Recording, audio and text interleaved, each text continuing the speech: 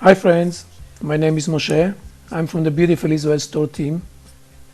At Beautiful Israel Store, we don't only sell jewelry. We actually want to bring the Bible, the history, the landscape of the land, and connect you to the history and to the landscapes. And each of our collections has a story behind it that connects it to the land and to the Bible. So we decided to make a series of videos. We're going to talk about our collections and talk about the connection of those jewelry pieces to the Bible and the history. We are here in the Sea of Galilee. Behind me is the Lake of Galilee, Lake of Tiberias, Lake of Gennesaret, different names in the Bible. This lake is mentioned a lot in scriptures because this is the place where Jesus spent 3.5 years of his main ministry by this water. And the Bible talks a lot about the water of the lake, talks a lot about fishing, talks a lot about the people who lived here. Those people who lived here were simple people, farmers or fishermen. And as fishermen, they would wake up in the morning, they would take the nets and fishing boats, and they would go and fish on the same lake, on the same water. And often Jesus himself would join them and go with them and sail on the water. So lots of events that the Bible talks about has to do with Jesus and water, Jesus and fishermen, and Jesus and fishing boats.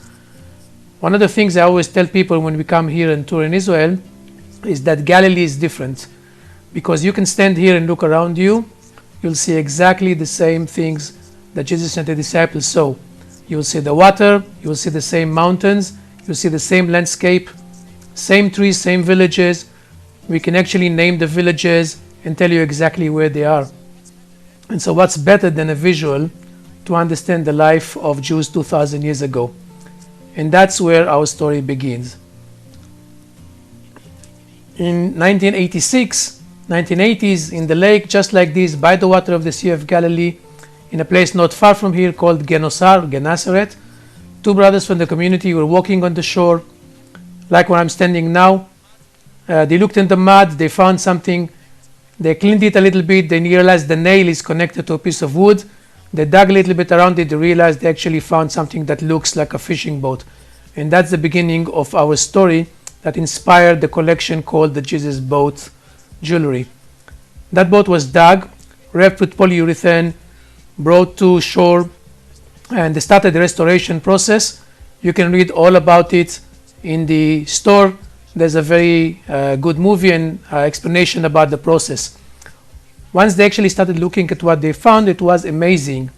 It was a real authentic 2,000-year-old fishing boat that came from here, from the same Sea of Galilee. Imagine that 2,000 years ago, that boat was sailing on the same water, right at the time of Jesus, right at the time of Second Temple period. After a long study and after a long restoration period, that boat is now on display in a place called the Jesus Boat Museum. And here's how our jewelry connects to the story. Part of the restoration process was to flood the boat with wax, with beeswax. And the beeswax would flood and cover the wood and make it harder. You would replace that beeswax and reflood it again, and all those tons of beeswax was kept aside. We took the beeswax, we filled it into little tubes just like the one I'm holding in my hand.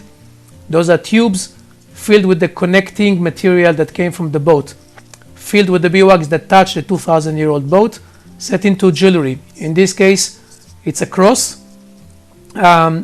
With the Jesus Boat tube, we have a few more designs.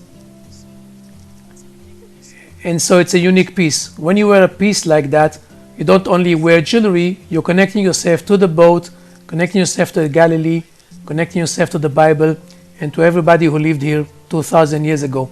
So go to our store, check out that collection, and read more about the discovery of the Jesus Boat.